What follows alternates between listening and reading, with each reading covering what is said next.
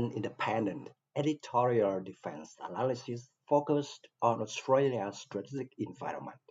The casting of the AC1 Sentinel hull in the desperate years of the early 1940s represents a singular anomaly in Australian industrial history. Faced with the stark reality of severed supply lines and the looming threat of invasion, Australian engineers achieved a metallurgical feat. They cast a tank hull as a single piece to prevent splitting under fire. That moment was born of necessity rather than long-term strategy. And for the subsequent 8 decades, the capability to manufacture complex armored fighting vehicles in Australia largely evaporated. The strategic logic shifted toward acquiring proven off-the-shelf platforms from the United States and Europe. This effectively outsourced the risk and development costs associated with heavy armor. The arrival of the AS21 Redback and the establishment of the Hanwha Armored Vehicle Center of Excellence in Geelong marks a reversal of this trend. It suggests a return to indigenous manufacturing. Yet this modern iteration differs fundamentally from the autarkic desperation of the Sentinel era. It represents a calculated integration into a global supply chain. Here, sovereignty is measured not by total independence, but by the ability to sustain and modify systems within the Australian theatre. This transition from the Sentinel to the Redback encapsulates the broader tension within Australian defence planning. It is a tension between the desire for self-reliance and the constraints of a middle power budget. For nearly half a century, the Australian Army relied on the M113 and later the ASLAV. These systems were modified locally, but designed and fundamentally controlled by foreign intellectual property holders. The selection of the Redback for Land 400 Phase 3 signals a departure from this procurement model. By mandating that Hanwha Aerospace establish a manufacturing base in Victoria, the Commonwealth is arguably purchasing an industrial capability as much as a combat vehicle. The facility in Geelong is designed to serve as a secondary supply node for the broader K9 and Redback user base.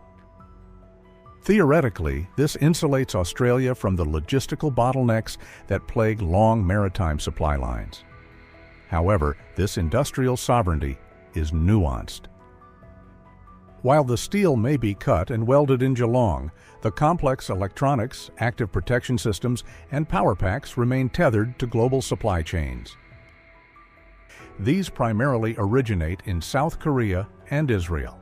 This introduces a new layer of strategic interdependence. The security of the Australian Army's heavy armor is now linked to the stability of the Korean Peninsula.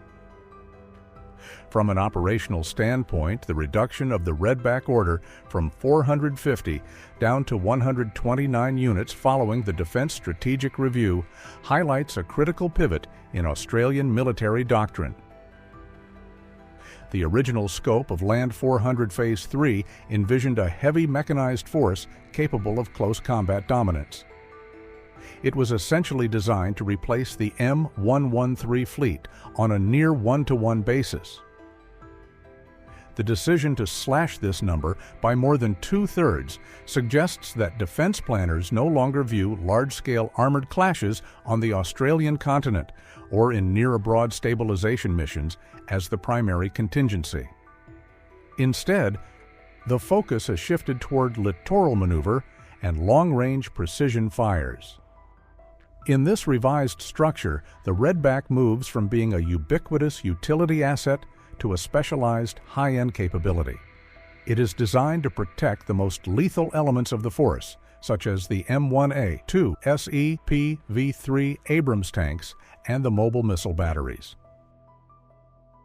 The reduction frees up capital for the acquisition of HIMARS and the accelerated development of littoral landing craft. This reflects a prioritization of projection and denial over territorial holding.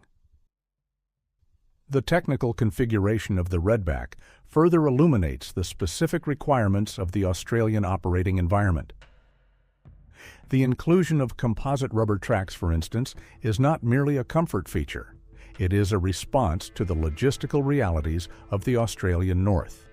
Steel tracks impose significant maintenance burdens and damage infrastructure over the vast distances required for deployment in the Northern Territory. Rubber tracks reduce vibration. They extend the lifespan of sensitive electronics and reduce crew fatigue during long transits. These factors are critical when the theater of operations involves thousands of kilometers of rugged terrain. Furthermore, the integration of the Iron Fist active protection system acknowledges the proliferation of cheap, lethal anti-tank guided missiles and loitering munitions.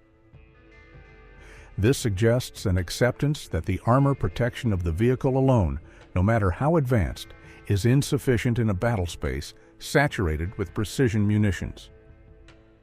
The Redback is thus designed as a system of systems, and it relies on sensors and interception measures as much as physical plating.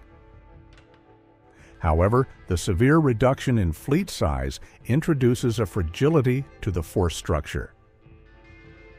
With only 129 vehicles, the Australian Army will possess limited redundancy.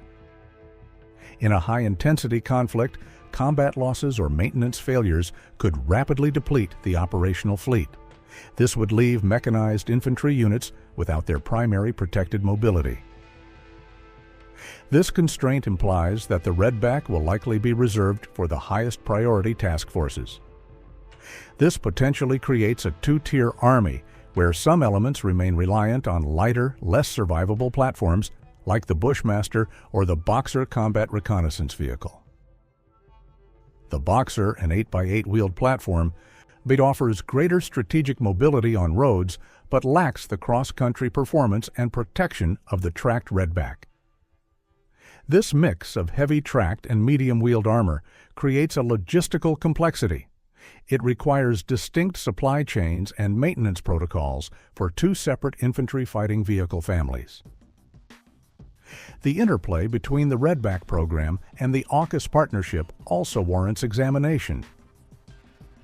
While the nuclear-powered submarine program consumes the lion's share of political attention and budgetary resources, the partnership with South Korea for the Redback and the AS9 Huntsman self-propelled howitzer provides a necessary counterbalance. It ensures that while the maritime domain looks to the United Kingdom and the United States, the land domain maintains a diversified portfolio of partners. This prevents total reliance on a single ally for all major systems. Moreover, the decision to proceed with the Redback, despite the massive funding requirements of the Integrated Investment Program, indicates that the Army has successfully argued for the retention of a heavy combined arms capability. Even if in a reduced capacity, it serves as an insurance policy against scenarios where air and maritime denial fails. Scenarios where ground forces are required to dislodge an entrenched adversary or secure a forward operating base. Ultimately, the resurrection of steel manufacturing in Australia through the Redback program is a test case. It tests the viability of the Sovereign Industrial Capability Priority Policy. The success of the program will not be measured solely by the performance of the vehicle in the field. It will be measured by the sustainability of the Geelong facility once the initial production run concludes.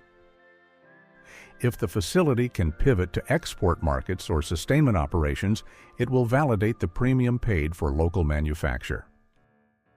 If, however, the production line goes cold after the 129th vehicle is delivered, it will repeat the boom and bust cycle that has plagued Australian defence industry since the days of the Sentinel. The current trajectory suggests a cautious optimism. Here, the Redback serves as a technological bridge. It links the raw industrial ambition of the 1940s with the networked, integrated, and resource-constrained reality of the mid-21st century. The outcome remains contingent on whether the strategic value of industrial sovereignty can continue to justify the economic premiums. Especially in an era of tightening fiscal belts and escalating regional tensions,